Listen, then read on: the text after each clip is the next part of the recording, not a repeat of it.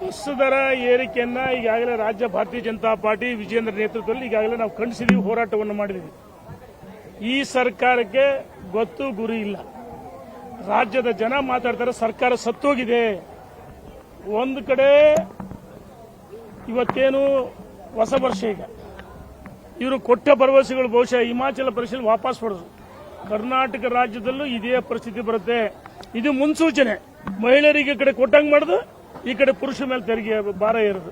ಇವತ್ತು ಸರ್ಕಾರ ರಾಜ್ಯದಲ್ಲಿ ಜನ ವಿರೋಧಿ ಸರ್ಕಾರ, ರೈತ ವಿರೋಧಿ ಸರ್ಕಾರ, ಹಾಲಿನ ದರ ಜಾಸ್ತಿ ಮಾಡಿದೆ, ನೀರಿನ ದರ ಜಾಸ್ತಿ ಮಾಡಿದೆ, ಎಲ್ಲವೂ ಜಾಸ್ತಿ ಆಗಿದೆ.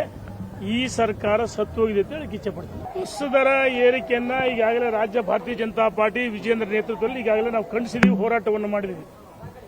ಈ ಸರ್ಕಾರಕ್ಕೆ ಗೊತ್ತು ಗುರಿ ಇಲ್ಲ.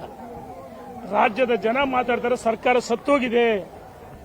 ಒಂದು ಕಡೆ ಇವತ್ತೇನು ಹೊಸ ವರ್ಷ, ಈಗ ಇವರು ಕೊಟ್ಟ ಭರವಸೆಗಳು ಬಹುಶಃ ಹಿಮಾಚಲ ಪ್ರದೇಶದಲ್ಲಿ ವಾಪಸ್ ಪಡೆದು ಕರ್ನಾಟಕ ರಾಜ್ಯದಲ್ಲೂ ಇದೇ ಪರಿಸ್ಥಿತಿ ಬರುತ್ತೆ.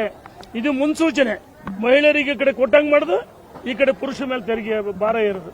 ಇವತ್ತು ಸರ್ಕಾರ ರಾಜ್ಯದಲ್ಲಿ ಜನ ವಿರೋಧಿ ಸರ್ಕಾರ, ರೈತ ವಿರೋಧಿ ಸರ್ಕಾರ, ಹಾಲಿನ ದರ ಜಾಸ್ತಿ ಮಾಡಿದೆ, ನೀರಿನ ದರ ಜಾಸ್ತಿ ಮಾಡಿದೆ, ಎಲ್ಲವೂ ಜಾಸ್ತಿ ಆಗಿದೆ.